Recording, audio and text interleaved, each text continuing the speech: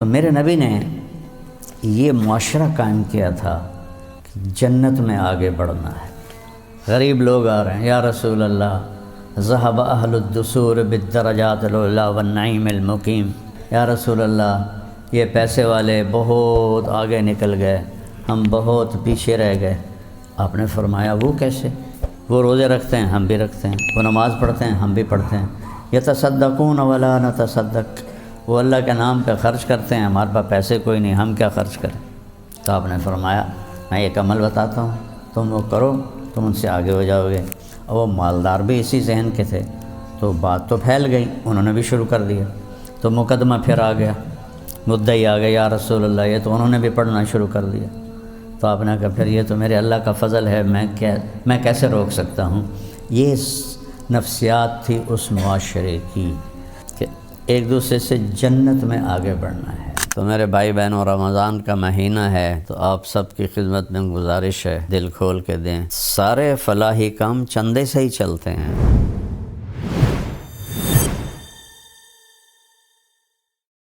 کبھی ممبر سے نہ کسی نے کوئی جنت کی بات کی، نہ جہنم کی بات کی، نہ جنت کی نعمتوں کی بات کی، نہ جنت کی راحتوں کی بات کی، تو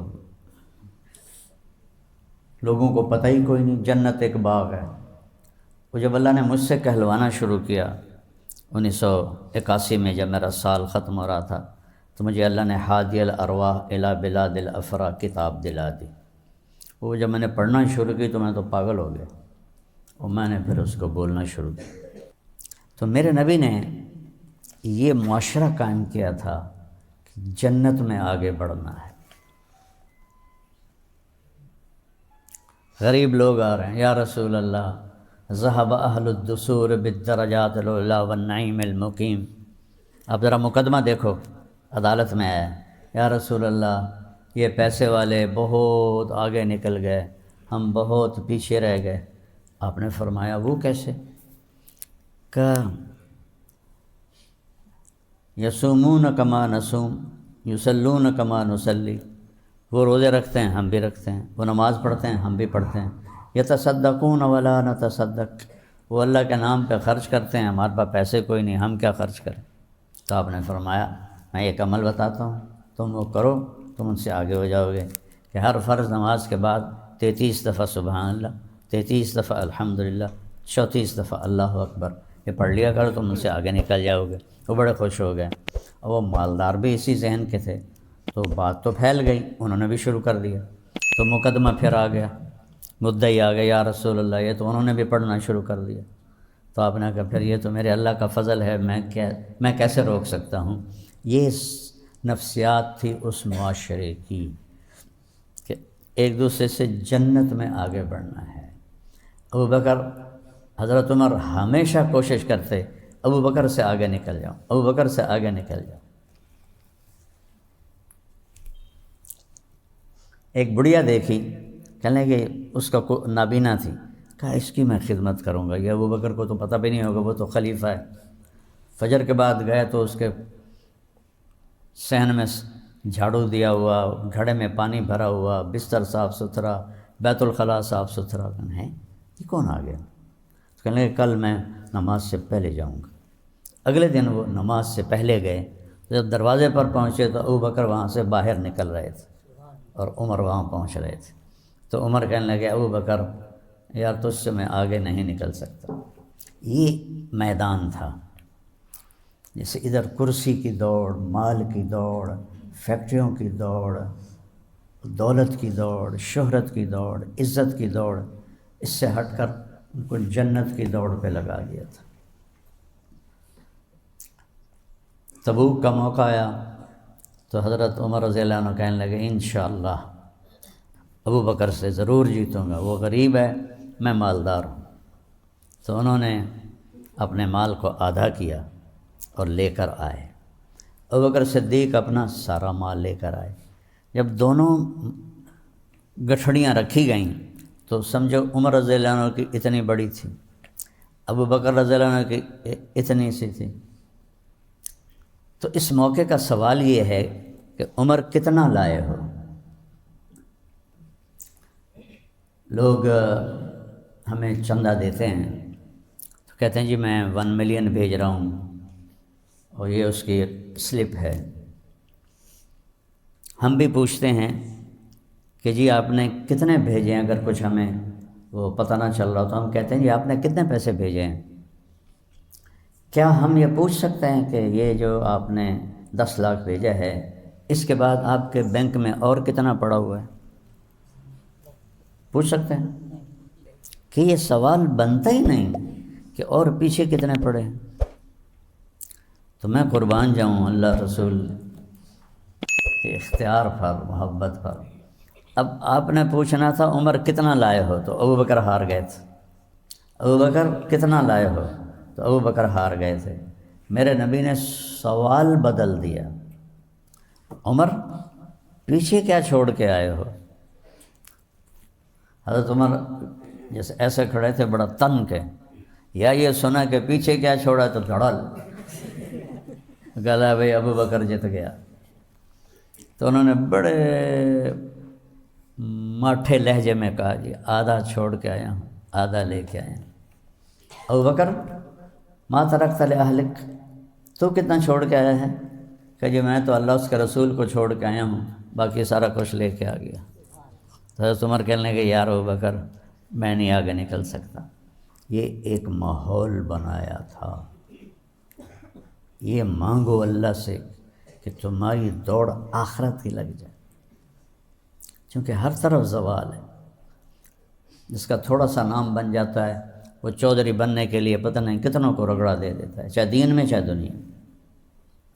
اور ایک اور واقعہ سناتا ہوں۔ حضرت عمر کا دور حکومت تھا اور آپ کے پاس ابو سفیان، سہیل بن عمرو اور حارث بن ہشام اور اکرمہ اور صفوان بن امیہ اور اکرمہ بن ابی جہل یہ بیٹھے ہوئے تھے۔ تو اتنے میں فقراء صحابہ آنے لگے۔ سب سے پہلے حضرت بلال آئے، مجلس سینہ ایسے کھلی تو آپ نے کہا آپ لوگ ذرا پیچھے ہو جاؤ۔ پھر حضرت صہیب آئے تو آپ نے کہا آپ لوگ ذرا پیچھے ہو جاؤ۔ پھر سلمان فارسی آئے تو آپ نے کہا آپ لوگ ذرا پیچھے ہو جاؤ۔ عقبہ بن عامر آئے، آپ لوگ ذرا پیچھے ہو جاؤ۔ تو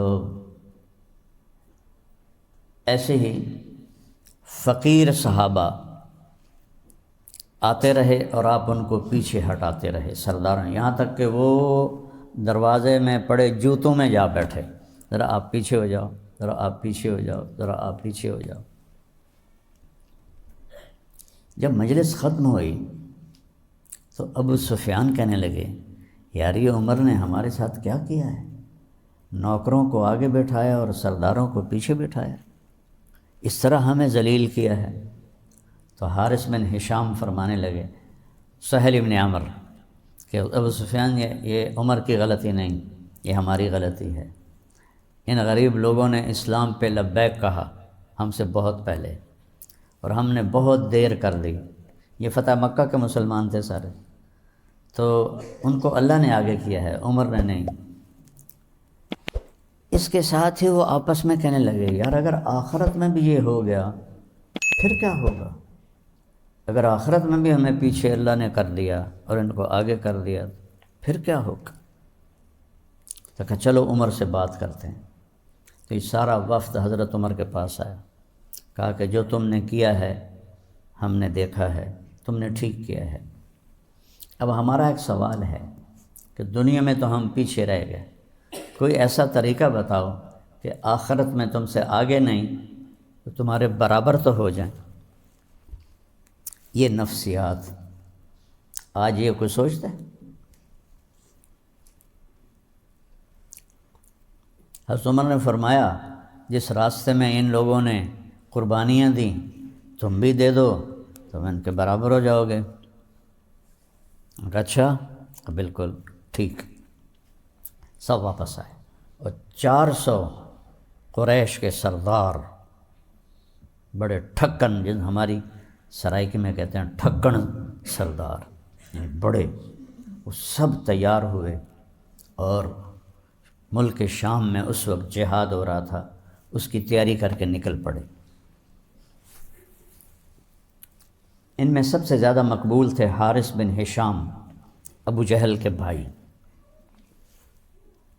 جب وہ نکلے تو سارا مکہ ان کو الوداع کہنے کے لیے باہر نکلا، عورتیں بھی، مرد بھی، بچے بھی، وہ سب رو رہے تھے۔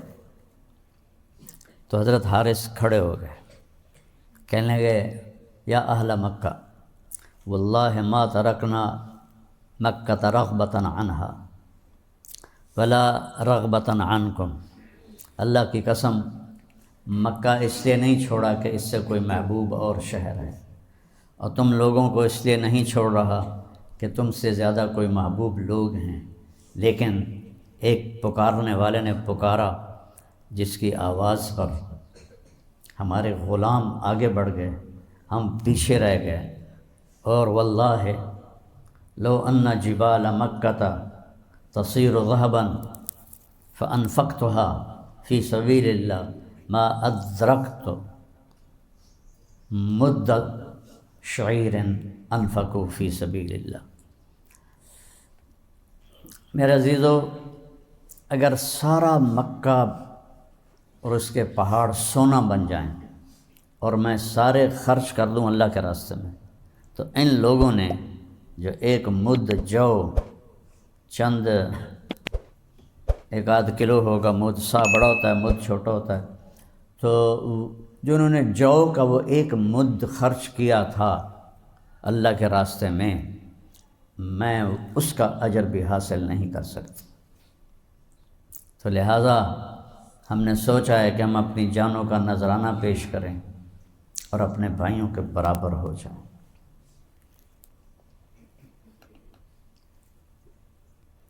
جب یہ پہنچے تو جنگ یرموک سر پر تھی۔ حضرت ابوبکر نے حضرت خالد ابن ولید کو ملک عراق سے نکال کر ملک شام کا حکم دیا کہ فوراً پہنچو۔ تو جنگ یرموک سے پہلے ہی حضرت ابوبکر صدیق کا انتقال ہو گیا۔ تو جب لوگ یہ وہاں پہنچے تو صحابہ کی تعداد تھی 36,000، اور جو روم کا لشکر تھا وہ 1,60,000 تھا۔ 60,000 اس میں عرب تھے، غسانی اور تغلبی۔ مقدر کی بات ہے ساری عرب نسل ایمان لائی، پر یہ 2 قبیلے عرب محروم ہوئے، ایک بنو تغلب اور ایک بنو غسان۔ بنو غسان تو اردن میں آباد ہیں، ایک علاقہ ہے کرک، جیسے ہمارے ہاں ہے پہاڑی علاقہ ہے، وہ بھی پہاڑی علاقہ ہے، وہ وہاں آباد ہیں، اب تک عیسائی ہیں۔ تو یہ جنگ 9 دن چلی، اور سجال بیننا، کبھی رومی بڑھتے بڑھتے بڑھتے صحابہ کو پیچھے دھکیل دیتے، اور کبھی صحابہ بڑھتے بڑھتے بڑھتے رومیوں کو پیچھے دھکیل دیتے، تو کوئی فیصلہ نہیں ہو رہا تھا۔ تو حضرت اکرمہ بن ابی جہل رضی اللہ تعالیٰ عنہ نے اپنے لوہے کی ٹوپی اتار کے پھینک دی، اور اپنی تلوار کا جو کور تھا نیام اسے بھی توڑ دیا، اور اپنی زرہ بھی اتار دی، اور کہنے لگے بھائی میں مرنے کے لیے جا رہا ہوں، کوئی ہے جو میرے ہاتھ پر بیعت کرے؟ تو حضرت خالد ابن ولید رضی اللہ عنہ نے ان کا ہاتھ پکڑ لیا، کہا نہیں میں تمہیں ایسا نہیں کرنے دوں گا، کہ یہ دونوں قبیلہ بنی مخزوم سے ہیں، ولید بن مغیرہ اور ہشام بن مغیرہ، یہ بھائی ہیں۔ تو ابو جہل ہشام بن مغیرہ کا بیٹا ہے، اور خالد ولید بن مغیرہ کے بیٹے ہیں، تو یہ چچا لگتے ہیں حضرت اکرمہ کے۔ تو انہوں نے ان کا ہاتھ پکڑ لیا، کہا کہ نہیں میں تمہیں یہ نہیں کرنے دوں گا۔ تو انہوں نے ہاتھ چھڑا کر کہا الیک عنی، تو انہوں نے کہا میری نظروں سے دور ہو جاؤ، میری نظروں سے دور ہو جاؤ۔ انی و ابی کان من اشد الناس عداوۃ لرسول اللہ و افر منکم اليوم، میں اور میرا باپ ساری زندگی اللہ کے نبی سے لڑتے رہے، آج وہ داغ دھونے کا وقت آیا ہے تو آج میں بھاگ جاؤں؟ کبھی نہیں ہوگا۔ تو سب سے پہلے ان کے بیٹے عمر بن اکرمہ نے ان کے ہاتھ پر بیعت کی، پھر حارث بن ہشام، پھر سہیل بن عمرو، پھر ابو سفیان، پھر زرار بن ازور، پھر صفوان بن امیہ، ان سب نے اپنی زریں اتار دیں، ٹوپیاں لوہے کی اتار دیں، اور تلواریں لے کر گھس گئے روم میں، اور لڑتے لڑتے روم کے قدم اکھاڑ دیے۔ جب رومیوں کے قدم اکھڑے تو خالد ابن ولید فوراً پلٹ کے پیچھے آئے کہ ان 400 قریشیوں کا حال دیکھنے کے لیے۔ تو سب سے پہلے اکرمہ کے پاس آئے تو ان میں تھوڑی سی جان تھی، اور ان کے بیٹے عمر وہ شہید ہو چکے تھے۔ تو حضرت خالد بے اختیار رونے لگے، تو انہوں نے حضرت اکرمہ کو اپنی گود میں لے لیا اور ان کے بیٹے عمر کو اپنی پنڈلی پر ان کا سر رکھ لیا، اور حضرت اکرمہ کے منہ میں پانی ڈالا تو ان کی آنکھیں کھلیں۔ کہا لمن الدبرۃ، کیا ہوا، کیا فیصلہ ہوا، کون بھاگا؟ تو حضرت خالد نے فرمایا کہ ابشر وقر عینک، اپنی آنکھیں ٹھنڈی کر اور خوشخبری ہو، اللہ نے ہمیں فتح دی۔ تو فرمایا عمر کو کہنا جو تم نے کہا تھا وہ ہم نے کر دیا، اب آگے اللہ ہمارے ساتھ کیا کرے گا یہ اللہ ہی جانتا ہے۔ یہ ان کے آخری الفاظ تھے۔ عمر سے کہہ دینا جو تم نے کہا تھا وہ ہم نے کر دیا۔ ہائے ہائے، آگے دیکھو اللہ ہمارے ساتھ کیا کرتا ہے۔ آنکھیں بند ہو گئی تو حضرت خالد بن ولید ایک دم غصے میں آ گئے، اور عرب جب ناراضگی سے کسی سے بولتے تھے تو اس کی ماں کے نام سے بولتے تھے، خوشی سے بولتے تھے تو باپ کے نام سے بولتے تھے۔ تو یہاں خالد بن ولید نے فرمایا کلا زعم ابن الحنتمہ اللہ نستشہد، حنتمہ کا بیٹا حضرت عمر کی والدہ، عمر بن خطاب کا بیٹا نہیں کہا، حنتمہ کا بیٹا اب یہ نہیں کہہ سکتا کہ ہم نے اپنی جانوں کا نذرانہ پیش نہیں کیا۔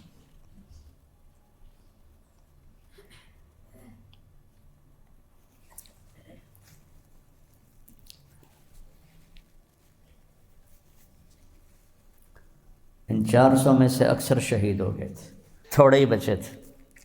یہ دوڑ تھی اس وقت آگے بڑھنے کی، جنت کی دوڑ۔ اگر آپ نے یہ اللہ سے مانگ لیا اور یہ جذبہ بن گیا تو آپ نے قرآن سیکھ لیا ہے۔ اگر یہ جذبہ نہیں بنا تو 100 جلدوں کی تفسیر بھی لکھ دو تو جاہل ہو، قرآن نہیں جانتے ہو۔ کلا زعم ابن الحنتم اللہ نستشہد، سبحان اللہ، حنتمہ کا بیٹا اب یہ نہیں کہہ سکتا کہ ہم نے اپنی جانوں کا نذرانہ پیش نہیں کیا۔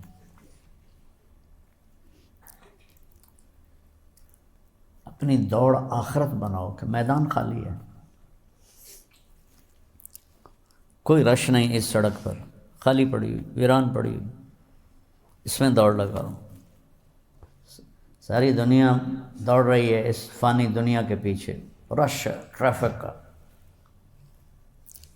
اور یہ سڑک خالی پڑی ہوئی ہے۔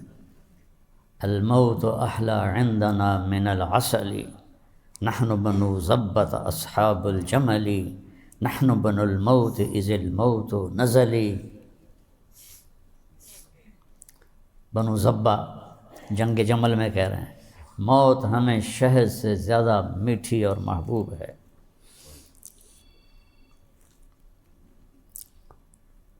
حضرت خالد بن ولید نے اسی جنگ میں ان کا جو تھا سردار رومیوں کا باہان، اسے خط لکھا کہ میرے ساتھ ایسی قوم ہے جنہیں موت ایسے محبوب ہے جیسے تمہیں شراب محبوب ہے، اور جنہیں موت ایسے محبوب ہے جیسے تمہیں زندگی محبوب ہے۔ طلحہ بن خویلد جھوٹے نبی کے ساتھ حضرت خالد کی جنگ ہو رہی تھی، اور مسلسل طلحہ کا لشکر دب رہا تھا، ہار رہا تھا۔ تو اس نے اپنے ایک مرید سے کہا کیا بات ہے، وہ تو ہم سے ہیں بھی تھوڑے، پھر وہ ہمیں دبا رہے ہیں، ہم دب رہے ہیں، کیا وجہ ہے؟ تو اس کے مشیر نے کہا وجہ یہ ہے کہ ہم میں سے ہر ایک یہ چاہتا ہے میں نہ مروں، یہ مر جائے، اور ان میں سے ہر ایک یہ چاہتا ہے میں مر جاؤں، یہ نہ مرے۔ کہ جنہوں نے مرنے کی ٹھانی ہو ان سے کون لڑ سکتا ہے؟ تو بیٹا اللہ سے مانگو تمہاری دوڑ آخرت بن جائے، تم آخرت کے چاہنے والے بن جاؤ۔ اقبال کا شعر ہے نا، تم ہو سراپا گفتار وہ سراپا کردار، تم ترستے ہو کلی کو وہ گلستاں بکنار۔ تم خالی باتوں کے شعر ہو، وہ کردار کے شعر تھے۔ تم ایک کلی کے پیچھے ایمان بیچتے ہو، اور انہوں نے پورے دنیا کے گلستان کو ٹھوکر مار دی۔ تھے ہمیں ایک تیرے مارے کا آراؤں میں، خشکیوں میں کبھی لڑتے کبھی دریاؤں میں، دی اذانیں کبھی یورپ کے کلیساؤں میں، کبھی افریقہ کے تپتے ہوئے صحراؤں میں۔ شان آنکھوں میں نہ جچتی تھی جہاں داروں کی، شان آنکھوں میں نہ جچتی تھی جہاں داروں کی۔ کلمہ پڑھتے تھے ہم چھاؤں میں تلواروں کی، تجھ سے سرکش ہوا کوئی تو بگڑ جاتے تھے۔ تیغ کیا چیز ہے ہم توپ سے لڑ جاتے تھے، نقش توحید کا ہر دل پہ بٹھایا ہم نے، زیر خنجر بھی یہ پیغام سنایا ہم۔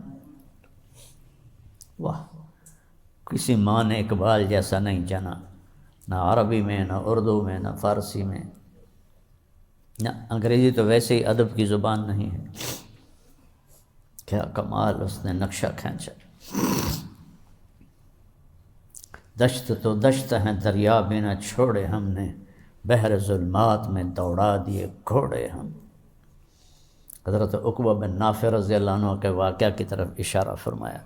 جب وہ مراکش میں چلتے چلتے بحر اوقیانوس کے ساحل پر پہنچے تو آگے سمندر تھا، تو ان کے منہ سے نکلا یا اسفا، ہائے افسوس۔ میں جب مراکش گیا اجتماع پر تو اسپیشل میں وہاں گیا جہاں حضرت عقبہ نے گھوڑا سمندر میں ڈالا تھا، تو یا اسفا کے لفظ پر وہاں پورا اب شہر ہے آصفی، اس کو کہتے ہیں آصفی، کہ میرے مالک مجھے پتہ نہیں ہے کہ اس سمندر کے پار کوئی مخلوق رہتی ہے، میرے پاس اسباب ہوتے، مجھے آگے تیری خلق کا پتہ ہوتا تو میں سمندر کا سینہ چیر کر بھی تیرے پیغام کو آگے پہنچاتا۔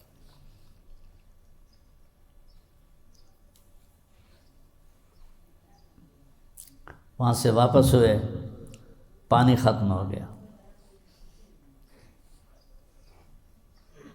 سب نے کہا امیر صاحب پانی نہیں مرتے ہیں، تو انہوں نے گھوڑے پر بیٹھے بیٹھے کہا اللہم اسقنا، کبھی ہم بھی تم میں بھی چاہ تھی، کبھی ہم بھی تم میں بھی راہ تھی، کبھی ہم بھی تم بھی تھے آشنا، تمہیں یاد ہو کہ نہ یاد ہو۔ کبھی تمہاری پکار پر ہم لبیک کہتے تھے، تو ساتھ ہی ان کے گھوڑے نے ریت پر پاؤں مارا زور سے، تو پانی کا چشمہ ابل کے باہر آ گیا۔ وہ چشمہ آج بھی آباد ہے اور وہاں شہر بن چکا ہے، اور اس کو عین الفرس کہتے ہیں شہر کو، گھوڑے کا چشمہ۔ اور اسی میں واپسی پر بربروں نے حملہ کیا تو ان کا لشکر اس وقت بکھر گیا تھا کہ اب تو کوئی جنگ نہیں، تو اس میں یہ لڑتے لڑتے شہید ہو گئے، اور بسکرا کے میدان میں ان کی قبر بنی۔ تھے ہمیں ایک تیرے مار کا آراؤں، کہاں کہاں ان کی قبریں بنی اور کیسے کیسے وہ پیغام حق کو لے کر چلے۔ تو یہ جذبے بناؤ، جنت کی دوڑ لگاؤ، جو تمہیں دنیا میں پیچھے ہٹائے ہٹ جاؤ۔ ہار میں جیت چھپی ہوئی ہے، یہ یاد رکھنا، اس راستے میں ہار میں جیت چھپی ہوئی ہے۔ شام کی ایک جنگ تھی، ایک انصاری نوجوان تابعی، انہوں نے گھوڑے کو اٹھایا اور ابو عبیدہ رضی اللہ عنہ کے پاس آئے، کہنے لگے ایھا الامیر انی ذاہب الی رسول اللہ فہل عندک شیء هل تامر بشیء ابلغہ، یعنی گل کرتے پہن جی میں وہ بیٹھے ہیں تو اتھے ہو جا رہے ہیں۔ ایھا الامیر، میں اللہ کے نبی سے ملنے جا رہا ہوں، کوئی پیغام ہے میں پہنچا دوں؟ کیا کہہ رہا ہے وہ، کیسے ذوق میں ڈوب کے کہہ رہا ہے، میں اللہ کے نبی کے پاس جا رہا ہوں، کوئی پیغام ہے تو بتا دو۔ تو ابو عبیدہ رونے لگے، کہا کہنا یا رسول اللہ جو آپ نے وعدے کیے تھے سب سچے دیکھے، سب سچے پائے۔ تو نکلا اور اس نے پکارا حل میں مبارز، ہے کوئی؟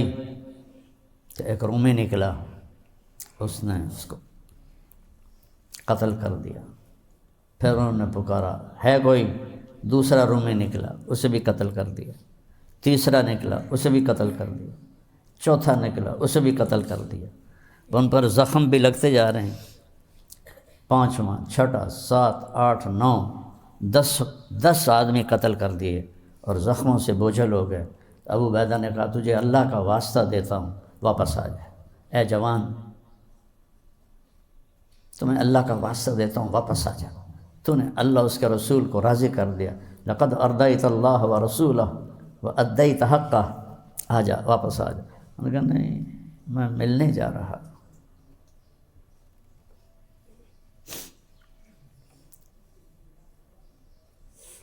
میں ملنے جا رہا۔ یہ ساری تاریخ وہ ہے جو میں نے 80، 81، 82 میں پڑھی تھی۔ 11واں رومی نکلا تو اس نے ان کو شہید کر دیا۔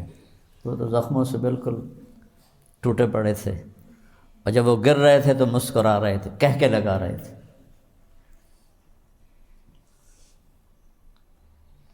شمر نے کہا نا امام حسین علیہ السلام سے نحن نقتلک جمیعا، سب کو ہم ابھی سر اڑا دیں گے۔ تو امام علی مسکرائے، آئے آئے اب الموت تخوفنی، ارے پاگل مجھے موت سے ڈراتے ہو، موت تو ہماری منزل ہے۔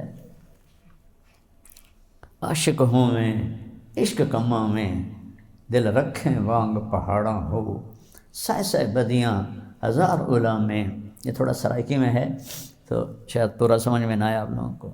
سائے سائے بدیاں ہزار اولا میں، کر جانے باغ بہاراں ہو، منصور جائے چک سولی دت، جڑے واقف کل اسراراں ہو، سجدیوں سر چائیں نہ باہو، تھوڑے کافر کہن ہزاراں ہو، عاشق سوئی حقیقی جڑا قتل معشوق دے من ہے، سر نہ جوڑے تے مکھ نہ موڑے، ہمیں 100 تلواراں کھنے کھنے برداشت کرے، سر نہ جوڑے مکھ نہ موڑے، ہمیں 100 تلواراں کھنے، سچا عشق حسین علی دبا ہو، سر دتے فراز نہ بننے۔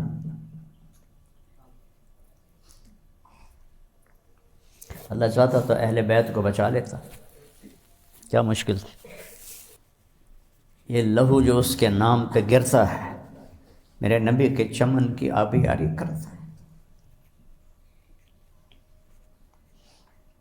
یہ گلستان مومن کے لہو سے سیراب ہوتا ہے، اور اس کی کھاد مومن کے بدن کی بوٹیاں ہیں جو بکھر جاتی ہیں۔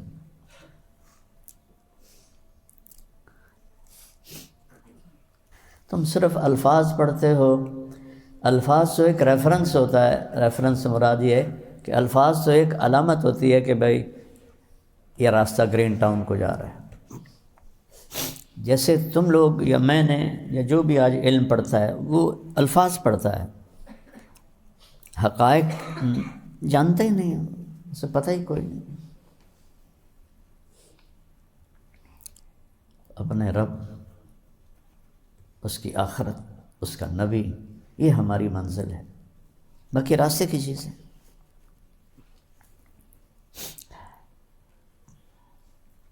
کبھی درد کی تمنا، کبھی کوشش مداوا، کبھی بجلیوں کی خواہش، کبھی فکر آشیانہ. آج کل کا ایمان اس قسم کا ہے. جنگ خیبر میں ایک صحابی مال غنیمت پیش ہو رہا تھا، تو آپ نے کہا یہ تیرا حصہ ہے. ان کا اتنے نامعلوم ہے کہ ان کا نام بھی نہیں لکھا ہوا، پر وہ اللہ کے ہاں آج بھی ان کے ڈنکے بج رہے ہوں گے. میں جو بجا رہا ہوں ان کا ڈھول آج کہ مال ھذا قاتلت یا مال ھذا بایعتک. یا رسول اللہ، یہ اس لیے میں نے نہیں قتال کیا یہ جو آپ دے رہے ہیں، یا اس لیے میں نے بیعت آپ کی نہیں کی جو آپ دے رہے ہیں. کہا تو کس لیے کی ہے؟ کہا ابایعک علی ان یصیبنی سہم ہا ہونا. میں نے اس لیے آپ کے ہاتھ بیعت کی ہے کہ تیر دشمن کا آئے یہاں لگے اور ادھر سے پار نکل جائے. آپ نے فرمایا ان تصدق یصدق اللہ.